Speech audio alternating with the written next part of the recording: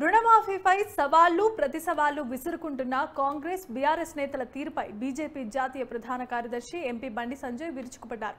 6 గ్యారెంటీల అమలుపై చర్చ జరగకుండా ప్రజల దృష్టి మళ్లించేందుకు ఇరు పార్టీల నేతలు డ్రామాలాడుతున్నారని దుయ్యబట్టారు. 100 రోజుల్లో 6 గ్యారెంటీలు అమలు చేస్తామని హామీ ఇచ్చి మాట తప్పారు.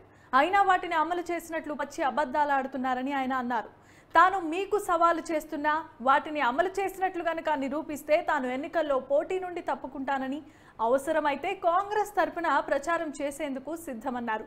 నిరూపించకపోతే కాంగ్రెస్ నుండి పోటీ చేస్తున్న 17 మంది అభ్యర్థులు ఎన్నికల బరి నుండి తప్పుకునేందుకు సిద్ధమా అంటూ బండి సంజయ్ సవాల్ విసిరారు.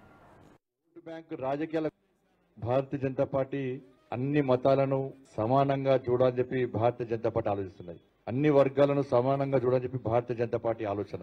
కానీ పార్టీ ఏది మాట్లాడినా మతతత్వ పార్టీ అని చిత్రీకరించే బదనాం చేసేటువంటి బీఆర్ఎస్ కాంగ్రెస్ పార్టీలు ఒక వర్గానికి కొమ్ముగాస్తూ హిందూ ధర్మాన్ని హేళన చేసే విధంగా, హిందూ సమాజాన్ని చులకన చూసే విధంగా, ముంగట వేరే మతం వాళ్ళు ఉండరని చెప్పి వాళ్ళ ఓట్ల కోసం కక్కుర్తిపడి వాళ్ళ ముందు ఇతర మతస్థుల ముందు ఇలా హిందూ ధర్మానికి వ్యతిరేకంగా హిందూ దేవులను, హిందూ సనాతన ధర్మాన్ని, హిందూ సంస్కృతి సాంప్రదాయాలను హేళన చేసే విధంగా, చులకన చేసే విధంగా మాట్లాడము నిజంగా చాలా సిగ్గుచేటది. అంటే ఓటు బ్యాంకు రాజకీయాల కోసం, ఓట్ల కోసం హిందువుల దేవులను, హిందువుల ఆచార వ్యవహారాలను, పూర్తిగా సనాతన ధర్మాన్ని ఇతర మతస్థుల ముందు కించపడితే వీళ్ళు ఏ విధంగా హిందువులు అవుతారో నిజంగా వీళ్ళు హిందువుల వాళ్ళ గుండె మీద చేసుకొని చెప్పాలి.